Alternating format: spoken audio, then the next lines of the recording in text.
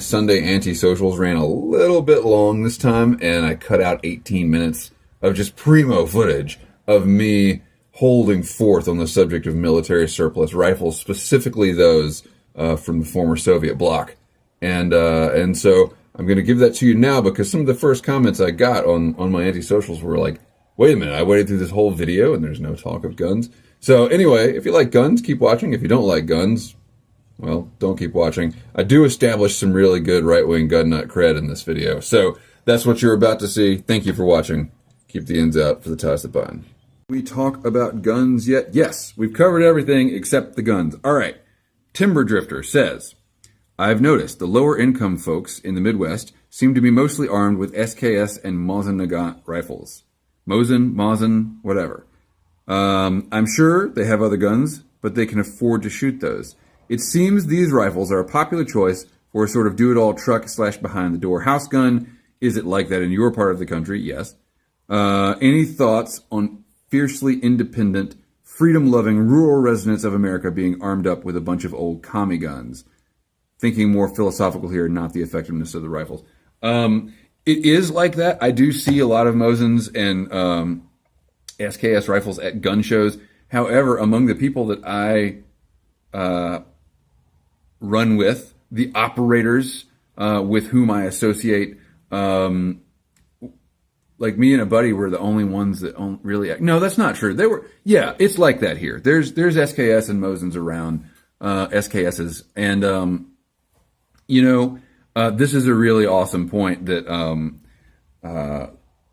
I have been cognizant of for a long time, which is that, especially back in my younger days, I am still, if I have any political opinions to offer, communism is the greatest evil that's ever walked this earth. I can't stand it. Don't like it.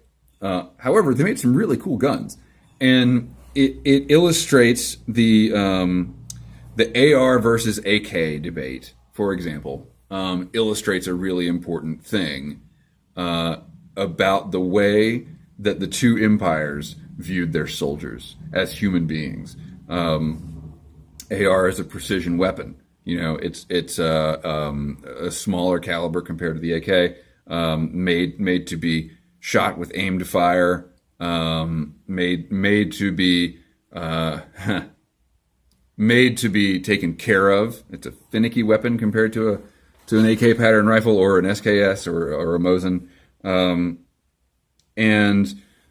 Kalashnikov is, of course, probably the most reliable weapon on the planet, which is why it's the most popular weapon on the planet. Produced in all kinds of third world shitholes. I can say that because I'm not the president. And, used effectively by their militaries and their thugs and their warlords and stuff like that. The 7.62 by 39 by 54R is a much more effective round than the 223. Obviously the 54R is going to be more effective, but the point that I'm trying to illustrate here is Americans, those of us in the West, Americans, because NATO used the FAL, and anyway, Americans were really into keeping our soldiers alive. We wanted our soldier to be educated and trained and to shoot with precision and to live through that firefight to shoot in more firefights, right? The Soviets, not so much. The Red Army was the biggest in the world at the time. The Kalashnikov was developed. I think that's true. And their whole strategy was, we're going to give our guys a weapon made out of a tin can that can shoot a lot of bullets, big bullets, really fast. And we're just going to push them at the enemy. And it was a very effective strategy in the the major battles that they... Well, I guess World War II was mostly still the Mosin. Actually, yeah, that's true. The AK didn't come along until, the 51? No, well, obviously it was designed in 47. That's why it's called the AK-47. Stands for Automatic Kalashnikov 47. The point being, the Soviets designed guns that were bullet hoses.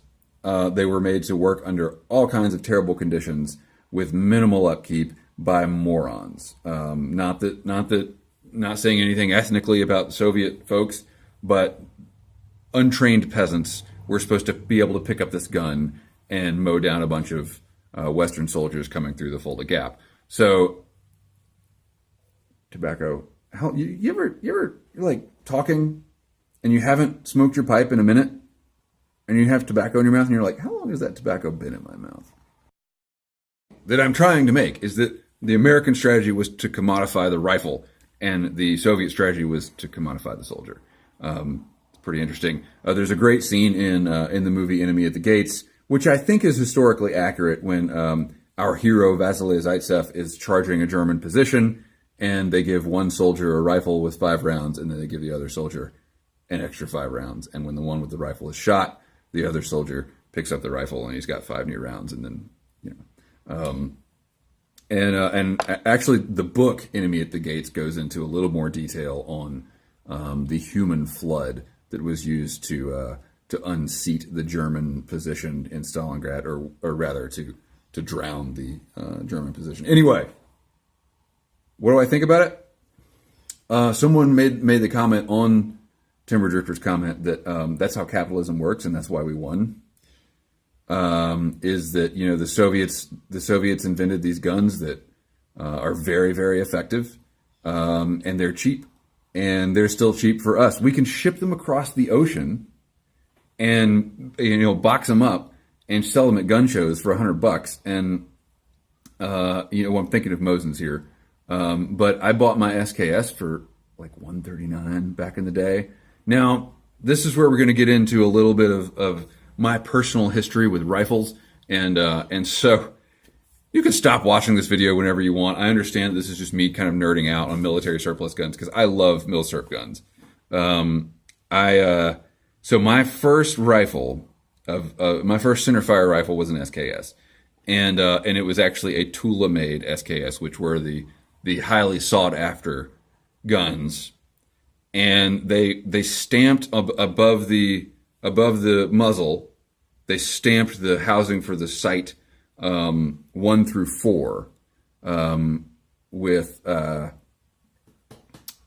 rating the accuracy of that gun, how they had tested it at the factory, and I got a number 1, and I was like, oh, this is primo mil-surp goodness here. It's a Tula SKS stamped number 1. Well, I later found out through both experience and more research that 1 to 4, 1 being the worst, 4 being the best.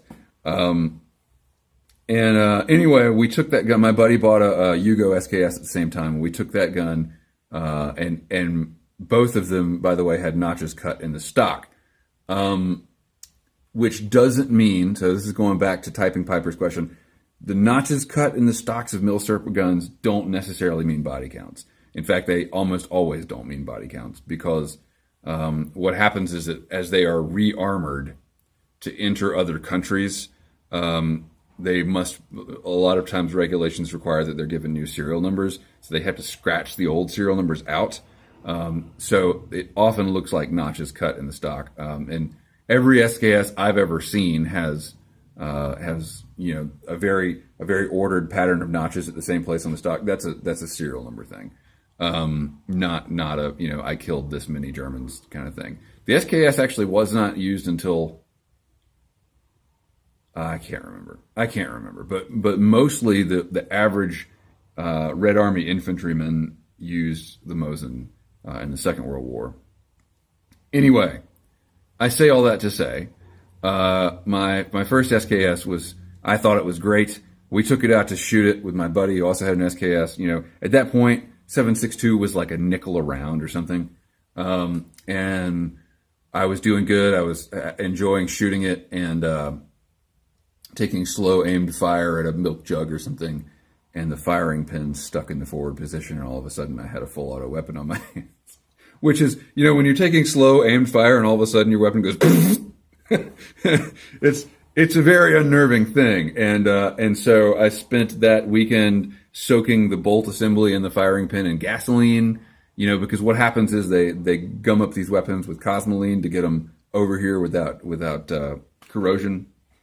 And anyway, that rifle was terrible. It was a terrible, terrible rifle. I have since owned much better SKS rifles, and my evil black rifle that I used to have back when I was a prepper's prepper was a Saiga Kalashnikov, basically an AK, that I had custom converted myself because there were 922R loopholes in the regulations to bring them into the country. Foreign weapons can't be imported with certain features, but if you replace a certain number of parts on the weapon, it becomes an American-made weapon. We can thank Bush 1 for this, I think. I think it was the first Bush that established the 922R VATF regulation. Anyway, I'm saying all this basically to put my gun owner cred out there because, I feel like I get pigeonholed because I'm so anti-Trump. I get pigeonholed on my channel a lot as a liberal.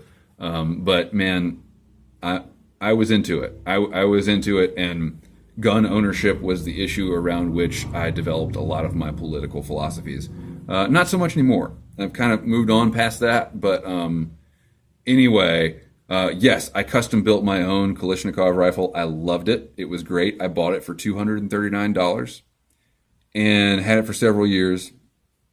It was just a badass gun. I had the Bulgarian mags and the Warsaw Pact configuration of furniture. And then Sandy Hook happened, and I sold that gun for something like $1,300. I miss it. I wish I still had it, but I'm kind of glad I had the $1,300. Was that exploiting a tragedy? I don't know about that. Probably it was. But it was definitely exploiting a cultish jump in the market. And I just couldn't turn down that amount of money for the rifle because I thought, hell, my belief at the time was that an American man should own a rifle that is capable of keeping up with the armed forces. That an American man should basically be able to function as an infantryman to the purpose of repelling tyranny. I don't really believe that anymore. Well, I wouldn't say I don't believe that, but I don't believe in the effectiveness of that anymore. But that was my thought at the time, and I thought, for $1,300, I can go buy, any rifle, and satisfy that criteria for myself, and have like $600 or $700 left over. Actually, my plan at the time was to buy a shotgun, like a real badass shotgun for $400 or $500,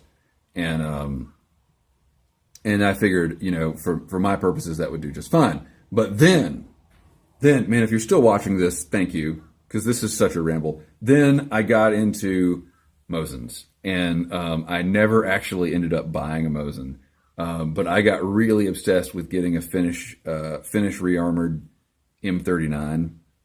And at the time, there was a website called Guns and Ammo, it's now defunct, that was dedicated just to these historic Mosins.